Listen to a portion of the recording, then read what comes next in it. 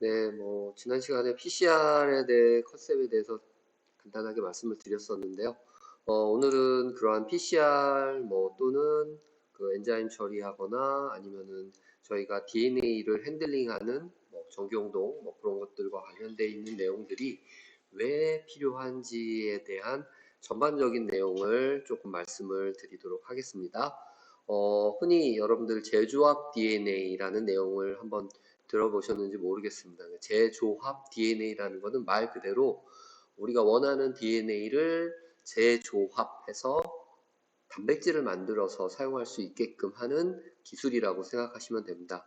예전에는 유전공학이라는 말로 다 묶어서 얘기를 했었는데요.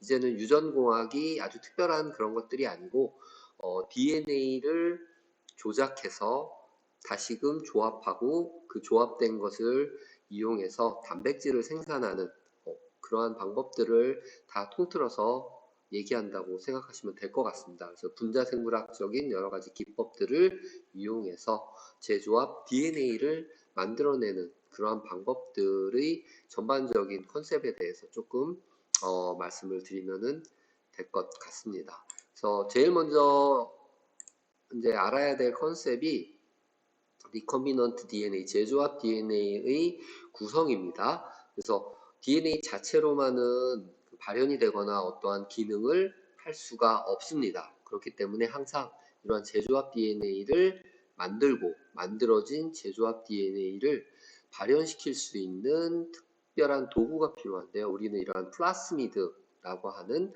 박테리아가 가지고 있는 원형의 DNA입니다. 그렇기 때문에 박테리아가 자기 증식을 할 때 이 플라스미드 DNA를 항상 가지고 다니면서 증식을 하게 되죠.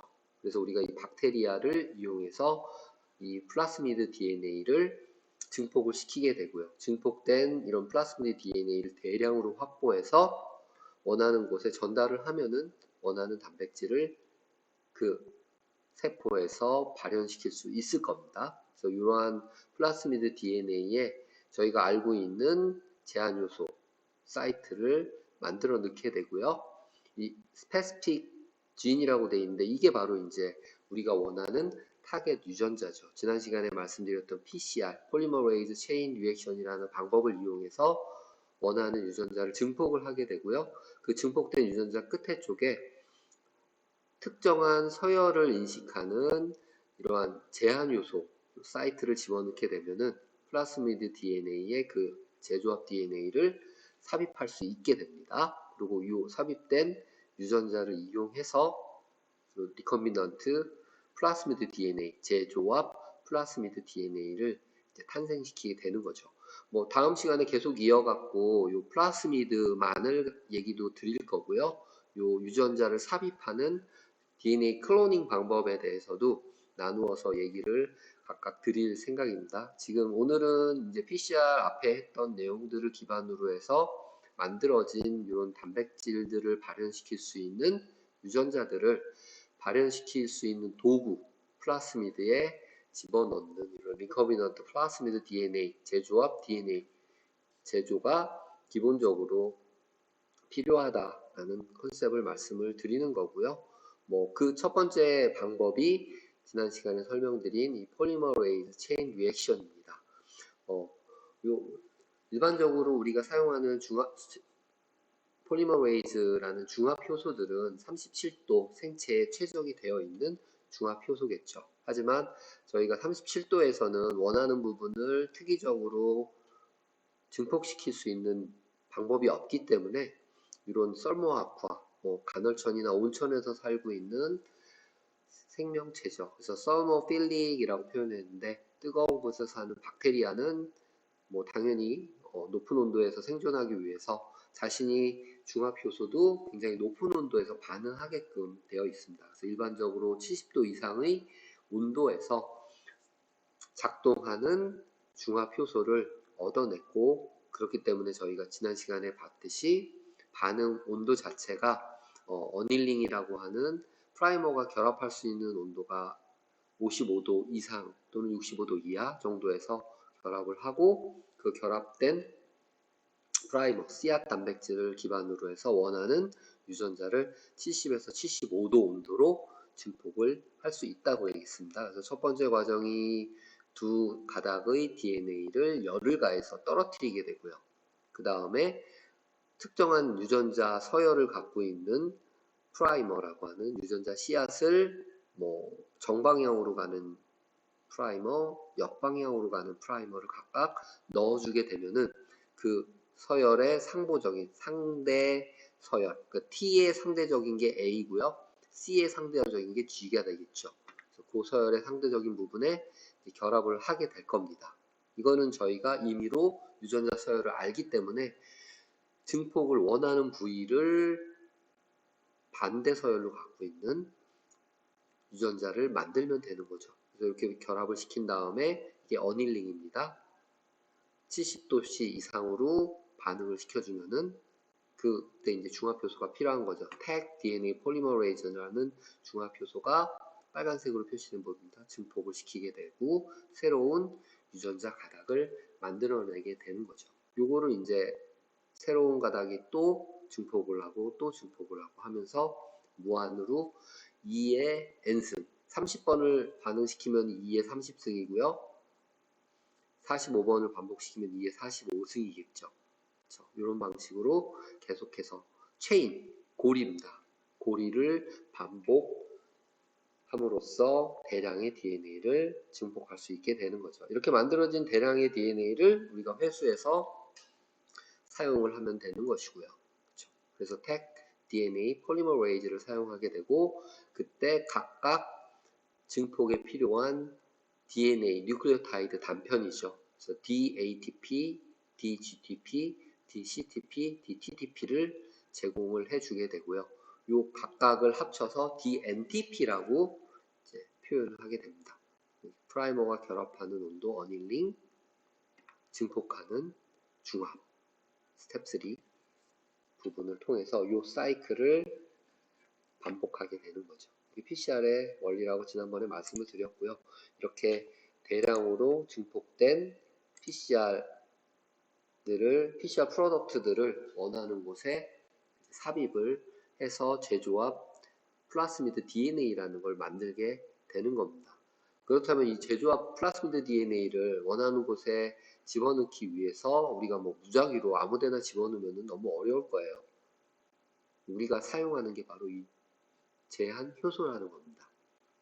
제한 효소라는 거는 여기 써 있듯이 스페시픽 사이트죠. 특이적인 유전자 서열을 인식해서 잘라주게 되기 때문에 항상 똑같은 제한 요소는 똑같은 서열만을 인식합니다.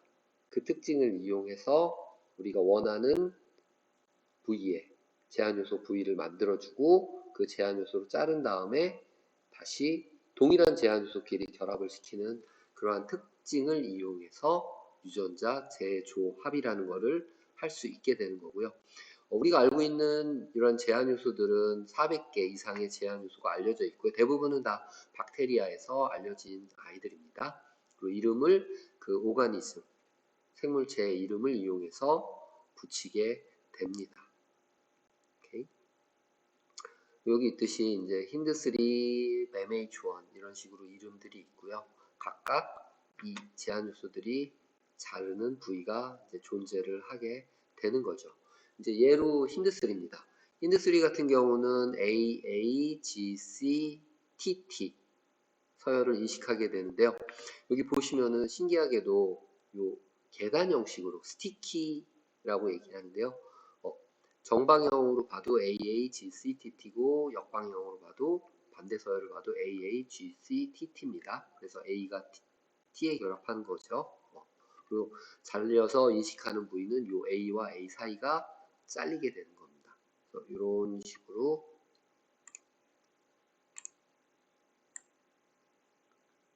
잘려서 이쪽의 DNA 부분과 이쪽의 DNA 부분이 나눠지게 되는 거죠. 우리가 원하는 플라스미드가 있을 거고요. 재조합의 본체, 그리고 원하는 PCR로 만들어진 DNA가 있을 겁니다. 그러면 동일한 제한 요소로 절단을 해주게 되면은 이 부분이 잘려지게 되고 이 4개의 유전자는 서로 상호적이죠.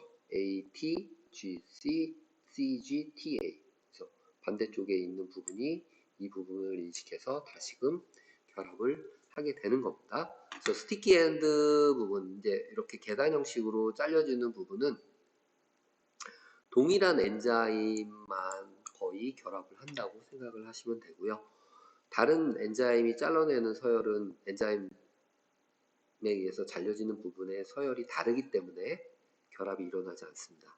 그렇기 때문에 제한 요소를 사용하게 되면은 특이적인 엔자임 서열의 결합을 만들어낼 수 있다라는 거죠.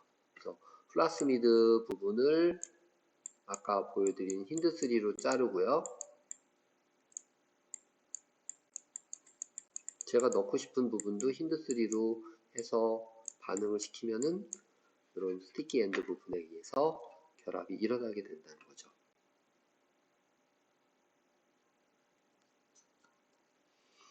그림 모식으로 보면 이럴 겁니다. 그래서 플라스미드 DNA 부분, 그리고 나머지 우리가 원하는 재조합 타겟 DNA 부분이 결합을 하게 되는데요. DNA 1번이 플라스미드 부분이라고 생각해 봅시다. 여기 사용한 엔자임은 이제 이코아론이라는 엔자임이고요. 인식하는 서열은 GAATTC입니다. 반대도 GAATTC죠. 이런 상반되는 서열을 팔린드로믹 시퀀스라고 얘기하고 거울상이죠. 잘려지는 부분은 요 G하고 A하고 사이입니다. 이 부분이 이렇게 잘리게 될 겁니다. 엔자임 처리를 하게 되면은 이런 식으로 양쪽이 나눠지게 될 거고요. 이 부분 GAATTC 이 부분이 플라스미드의 양쪽이 될 것입니다. 그리고 우리가 삽입하려고 하는 유전자가 유전자 서열이요 안에 있을 거고요. 끝에 쪽에 제한 요소 사이트로 이코아론 사이트를 만들어 줬다라고 하면은 한쪽은 이렇게 다른 한쪽은 이렇게 만들어지겠죠. 그러면은 이 부분과 이 부분, 이 부분과 이 부분이 상호적이니까 이렇게 리컴비넌트 DNA를 만들어내는 조합이 가능해지는 겁니다. G, CTTAA 부분과 AA, TTC 부분이 계단 형식으로 결합을 하게 되는 거죠. 이러한 방식들을 이용하는 방식이 제한 요소, 리스트릭션 엔자임이라는 제한 요소를 사용한 유전자의 재조합입니다. 그러니까 유전공학이라는 게 굉장히 어렵게 생각들을 하시고 두려워하는 부분들이 있는데 실질적으로 이 제한 효소라는 특이적 유전자 서열을 자를 수 있는 제한 요소를 이용하면은 내가 원하는 유전자를 PCR로 증폭을 하고 그 유전자를 발현시킬 수 있는 시스템인 플라스미드라는 시스템의 제한 요소를 이용해서 이렇게 재조합 DNA를 만들 수 있는 거죠. 이 만들어진 재조합 DNA는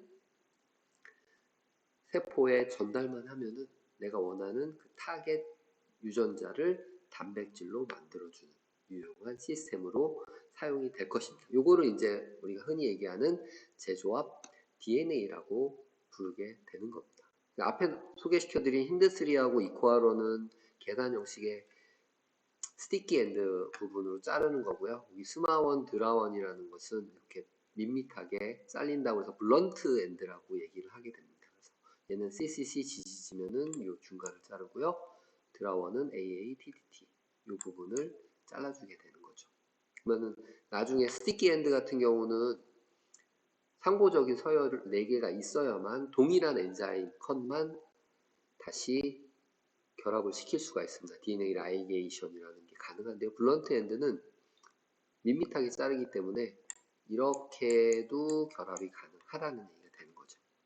CCC, GGG, 뭐 AA, TTT 라고 하면은 CCC와 TTT, AA와 GGG 왜? 밋밋하잖아요. 그러니까 특이적인 유전자 서열의 결합 없이 결합이 이루어집니다. 결합은 좀 어렵죠. 하지만 또 단점이 이렇게 만들어진 후에는 재조합이 된 후에는 예전의 엔자임으로 잘려도 잘리지 않는다. 않는다는 거죠. 왜? 유전자들이 바뀌었잖아요. CCC 지지지를 인식해서 여기가 잘리고 AA, TTT가 인식해서 여기가 자르는 거죠. 그래서 자르는 거는 가능하지만 다시 재조합이 된 후에는 잘리지 않게 된다는 단점이 있습니다. 여튼 뭐 유전자 재조합에서 더 많이 활용되고 활발하게 유용하게 쓰이는 것은 이런 블런트 엔드보다는 이런 스티키 엔드가 더 많이 활용된다는 겁니다. 그래서 이러한 유전자 재조합을 이용해서 발현하는 시스템이라고 하는 플라스미드에 도입을 해서 유전자를 발현시키게 되는 거죠. 오케이? 유전자 재조합이 그렇게 뭐 어렵지는 않다라는 생각을 하게 될 겁니다. 뭐 흔히 얘기해서 원하는 호스트가 있을 거고요. 숙주가. 그리고 그 숙주가 동물이냐 박테리아냐에 따라서 우리가 이 플라스미드를 활용하게 되고, 요 카이메릭 플라스미드라는 게 이제 클론 복제품들을 계속해서 만들어내면서 원하는 유전자를 내가 원하는 세포 또는 박테리아에서 단백질로 만들 수 있게끔 도와주는 도구로 사용이 될 겁니다. 그쵸? 아까 보여드렸던 그림과 동일한 그림이에요. 플라스미드 DNA를 제한 요소로 자르게 되고요. 그러면 이런 스티키 핸드, 이코아론이나 힌드3처럼 스티키 핸드를 만드는 제한 요소를 사용하면 플라스미드 DNA가 이렇게 잘려질 거고요. PCR로 증폭한 DNA의 단편의 제한 요소 부위를 만들어주면은 이런 스티키 핸드가 만들어질 겁니다. 그리고 동일한 제한 요소 부위라고 하면 이코아론이라고 하면은 GGATCC, 그 부분이 상보적으로 닿는 부분이 있겠죠. 이 부분. 그 부분이 서로 결합을 하게 되고 라이게이즈라는 시멘트 역할을 하는 잘 써지네요. 시멘트 역할을 하는 효소입니다. 그 효소를 사용하게 되면은 이 부분을 결합을 시켜주게 되고 완벽한 하나의 재조합 플라스미드 DNA로 만들어주게 되는 겁니다. 그러면 이 플라스미드를 발현을 시키면 제가 원하는 이 삽입한 유전자를 단백질로 만들 수가 있게 되는 거죠. 그래서 뭐 다음에 더 이어서 추가적으로 유전자로부터 RNA가 만들어져 DNA에서부터 RNA, RNA에서 단백질이 만들어지는 트랜스크립션, 트랜슬레이션 과정도 간략하게 설명을 드릴 건데요. 지금 말씀드리는 부분은 대부분 유전자 조합 기술, 생명공학 기술과 관련되어 있는 것들을 먼저 말씀을 드리고자 합니다. 이런 것들을 재조합 DNA 제작 기술이라고 말을 하는 거고요. 그래서 먼저 요 DNA, 타겟 DNA 단편을 만들어내는 PCR에 대해서 지난 시간에 사전에 말씀을 드린 겁니다. 그렇죠? 그리고 우리가 이렇게 삽입한 DNA가 정상적으로 단백질을 잘 만들어내느냐를 확인하는 방법들이 있는데요. 그 중에 제일 가장 많이 사용하는 방법이 이런 웨스턴 블럿이라고 하는 단백질을 항체를 이용해서 검출하는 그런 방법이 제일 많이 사용이 되고요. 뭐 발현되는 것은 항체가 어떠한 항체를 사용하느냐에 따라서 검출하는 방법이 달라질 겁니다. 그렇죠? 전반적인 프로세스 방법은 제조합 DNA를 만들 거고요. 이 제조합 DNA를 트랜스포메이션이라는 방법, 그러니까 형질 전환된 박테리아를 만드는 방법을 통해서 제조합 DNA를 형질 전환한 플라스미드에 집어넣을 거고요. 대량으로 생산을 하게 할 겁니다. 그래서 각각의 박테리아에서 재조합된 플라스미드 DNA를 생산을 할 거고요. 그 부분에서 단백질이 만들어지는지를 이렇게 항체를 이용해서 반응을 시킴으로써 재조합 DNA가 정상적으로 단백질을 만들어내는 클론이 항체와 결합해서 보여지게 되는 거죠. 이거 간단하게 모식화해서 보여드린 거고요. 다음 시간에는 이 트랜스포메이션 부분 조금 더 구체적으로 설명을 드리도록 하겠습니다. 그러면 이제 제조합 플라스미드 DNA를 만들었고 그 만든 거 가지고 제조합 박테리아를 만들게 되고 그 박테리아에서 대량으로 전달한 제조합 DNA를 생산하게 되는 거죠. 그 생산한 제조합 DNA에서 단백질을 발현시키게 되면은 이러한 방법에 의해서 항체를 이용해서 특정한 단백질의 발현을 확인할 수 있게 되는 겁니다. 여기까지가 제조합 DNA 유전공학의 부분입니다. 그러면 나중에 우리가 이렇게 만든 플라스미드 DNA를 생체에 전달만 할 수 있게 된다라고 하면은 인슐린을 만들어주는 플라스미드는 인슐린을 생산하게 될 거고요. 또 우리 몸에서 돌연변이가 생겨서 정상적으로 작동을 하지 않는 유전자들을 대처를 해서 단백질을 생산할 수 있게끔 해주는 시스템으로 사용을 할 수 있을 겁니다. 오케이, 그래서 오늘은 간단하게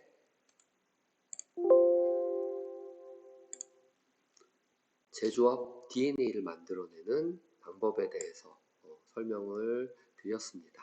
한번 짧게 보시고요. 다음 시간에는 유전자 서열 검색을 하는 시퀀싱 방법 그리고 플라스미드 DNA에 대해서 좀 더 얘기를 해보도록 할게요. 여기까지 마치겠습니다.